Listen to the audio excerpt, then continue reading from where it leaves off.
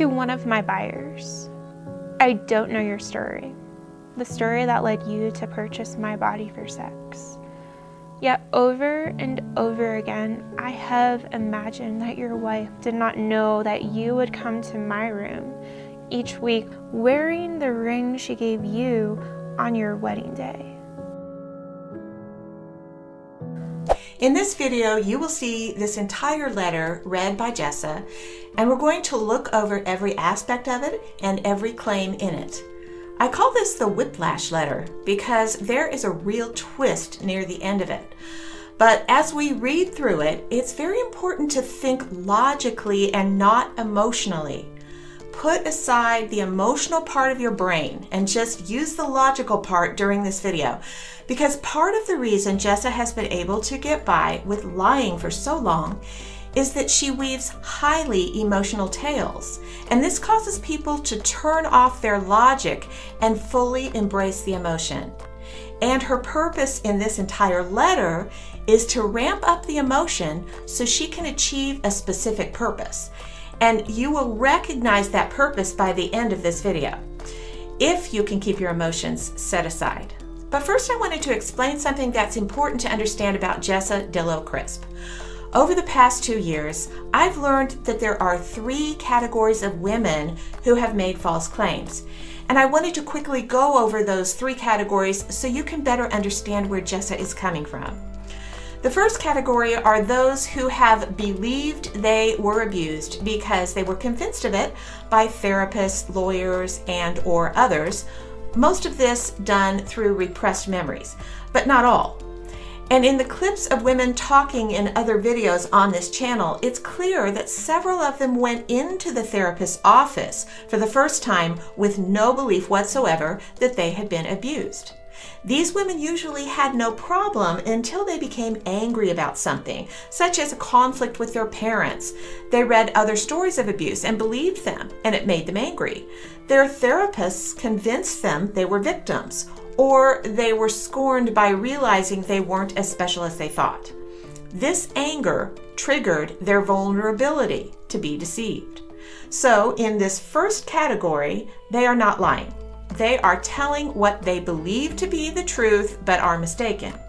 In this category, they do not embellish their stories. Their stories don't change, and they don't manipulate their answers when questioned about their testimonies. They're trying to be truthful.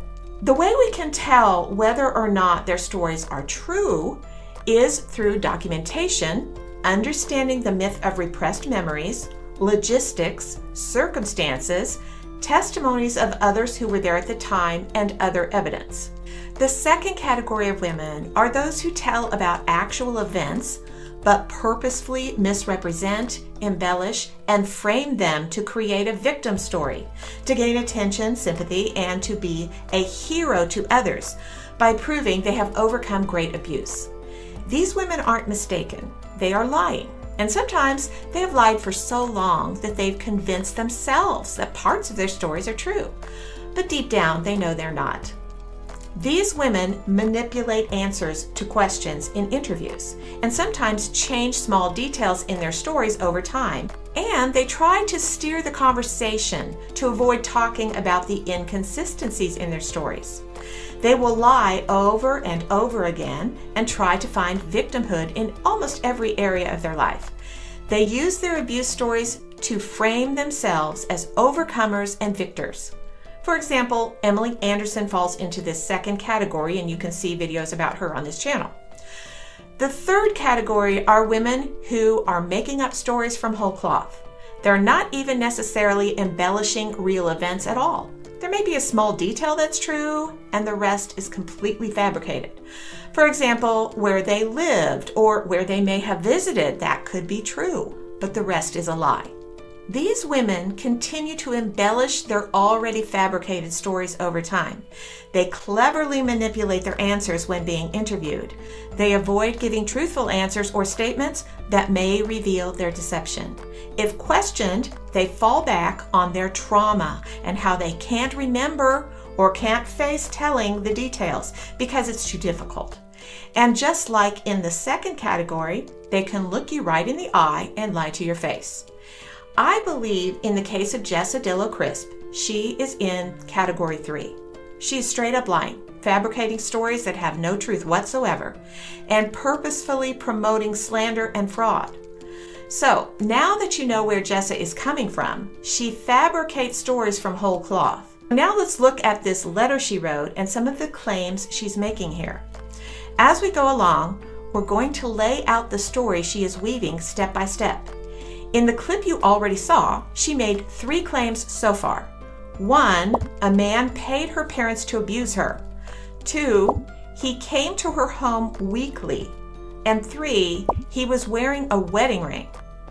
Now let's look at the next clip. Most likely she did not know that you would show me, just a little girl at the time, pictures of your family, including your 2 young daughters that were around my age.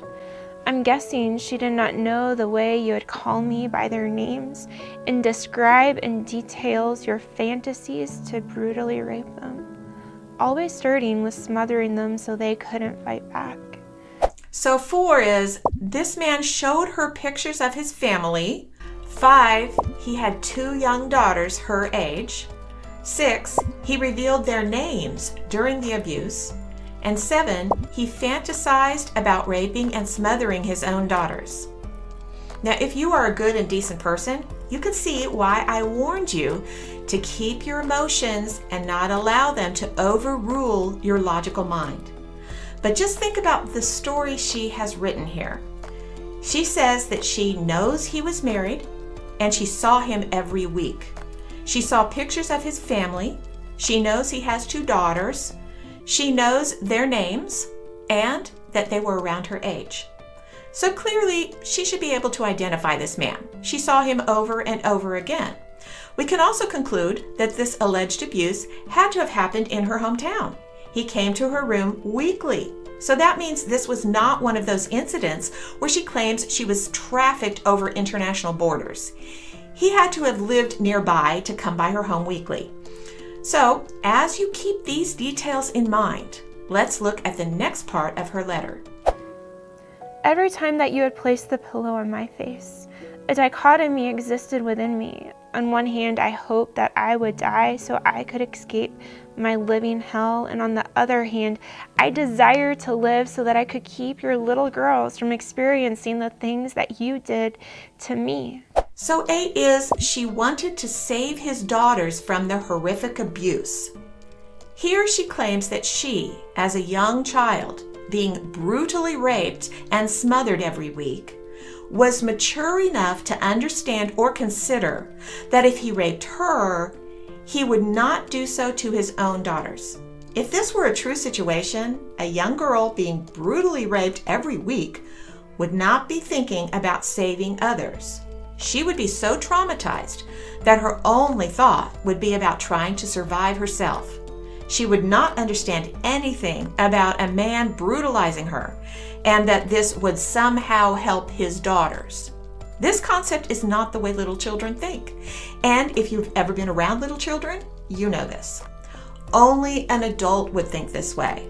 She fabricated this story as an adult, and therefore she is using adult logic to try to make it believable and to frame herself as a hero who sacrificed herself for others. Next, she claims this abuse happened over several years. As I became a woman, you told me I wasn't what you were really wanting. You told me that you liked younger girls because, in your own words, they made your heart burst with excitement. Rejection and terror seized my entire being. How many other little girls have you purchased and hurt throughout your lifetime, exchanging your money for a sexual release of sadistic pleasure? So 9 is, he abused her weekly over several years. And 10, he explained in his own words, made my heart burst with excitement. So he was coming and going over a long period of time because she basically changed from being a young girl to a woman. Keep this in mind.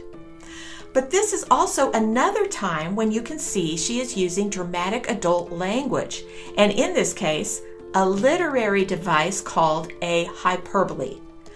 A literary device is when someone uses words or phrases that are not used in real life, but are used to enhance storytelling. But she claims that this man used a literary device in real life. She says, "in your own words," where she's indicating that she is quoting him. And then she uses a hyperbole.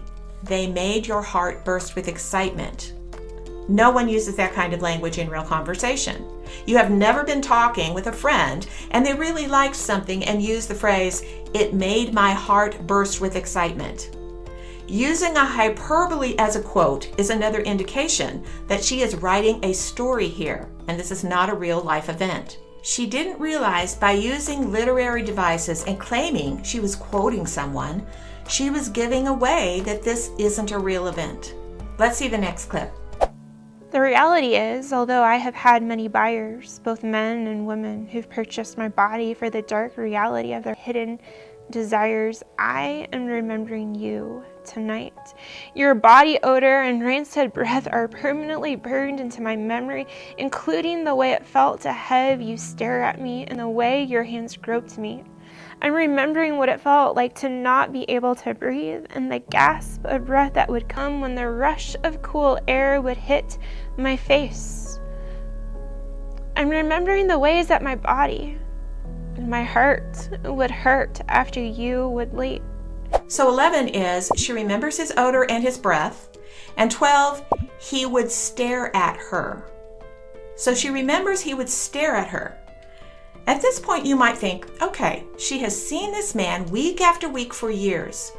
She knows his family from their picture. She knows he is married. She knows he has 2 daughters and knows their names, faces, and ages. He clearly lives close enough to come to her home often. She even describes him having conversations with her and staring at her. She has obviously seen him lots of times, right? But here is where the whiplash comes in. In this next clip, she turns the tables to excuse herself from ever having to testify or give any corroborating evidence for her claims in this specific circumstance and in any other circumstances. Here is where the entire reason for this letter exists. Listen to this next part.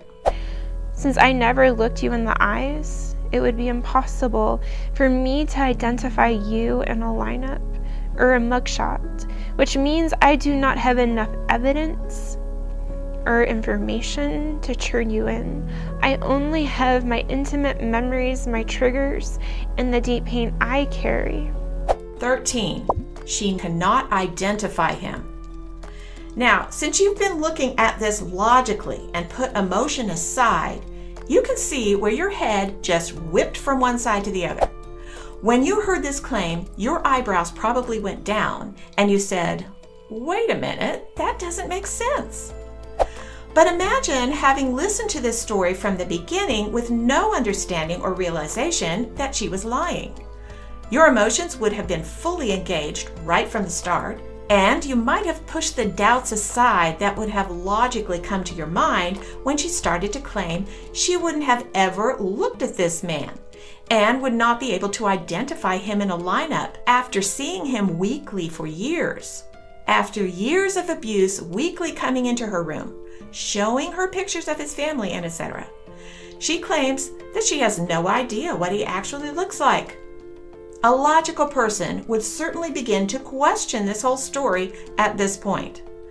But now, she has to further claim how difficult all of this is for her and solidify your emotions by explaining how this alleged trauma affected her. She's setting up the idea that she is a real victim and using emotion to play the heartstrings of the listeners.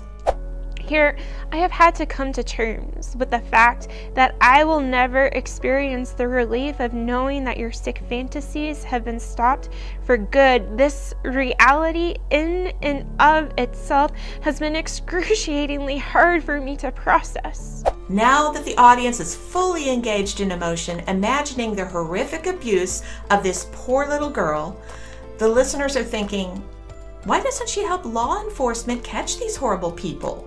Jessa knows this is what would come to the minds of the people listening.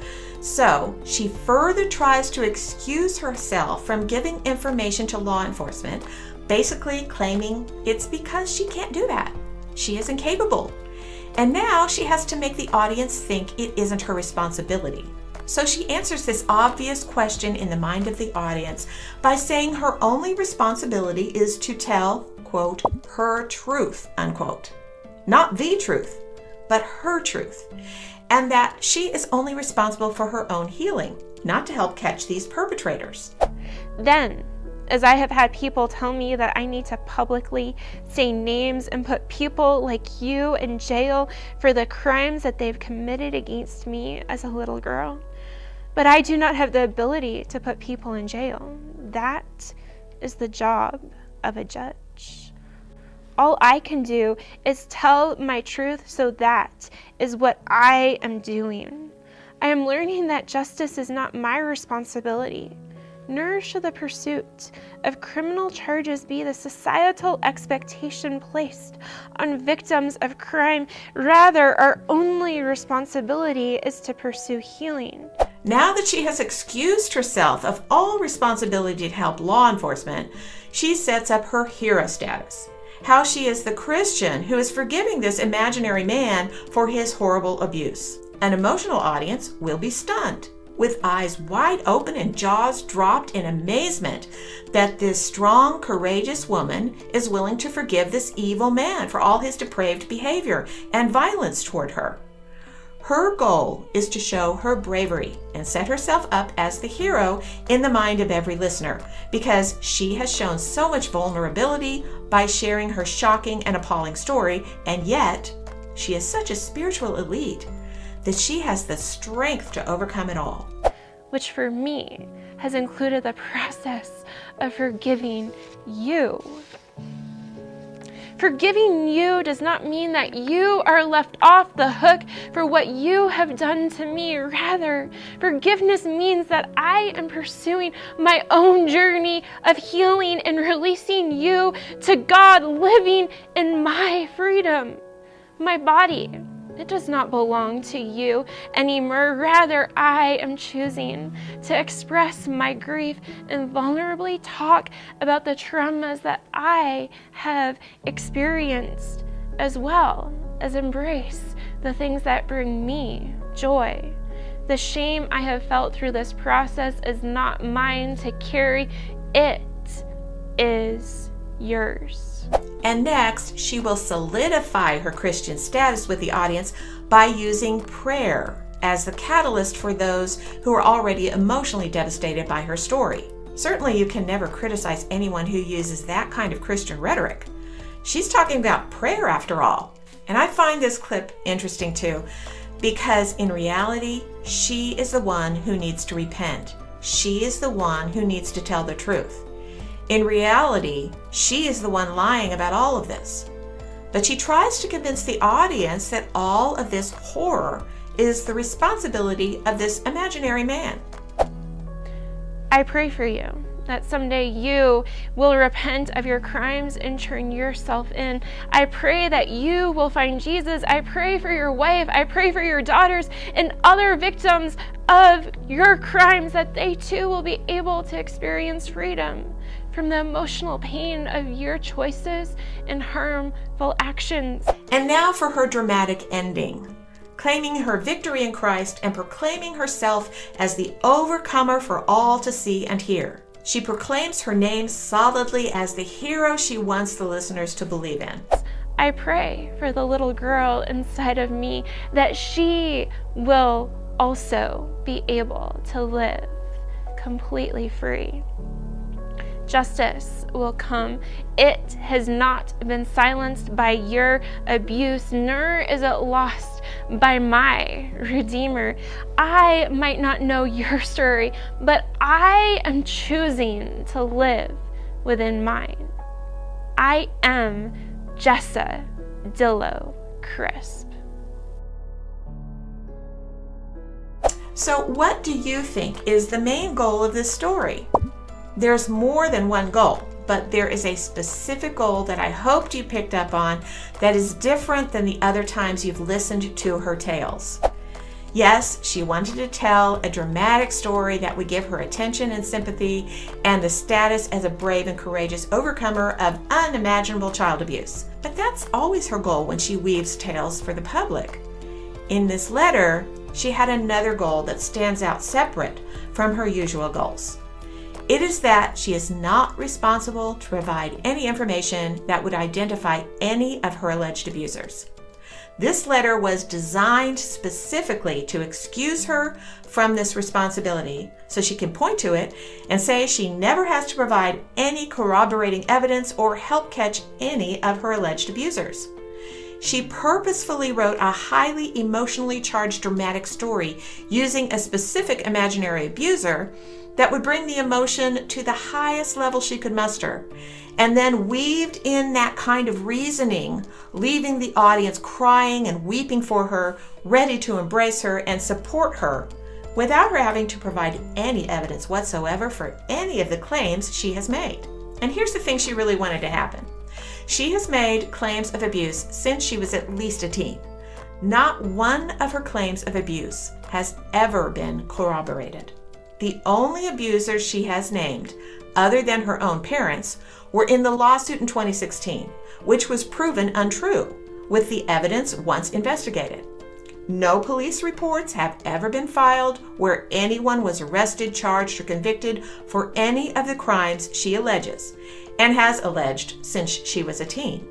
Not for rape, sex trafficking a child in her neighborhood, to friends, relatives, and over international borders. She has provided no names of the police officers who supposedly handcuffed, raped, and threatened her. No arrests or even investigations into the supposed torture and murder of someone close to her that she claimed to witness. Nothing.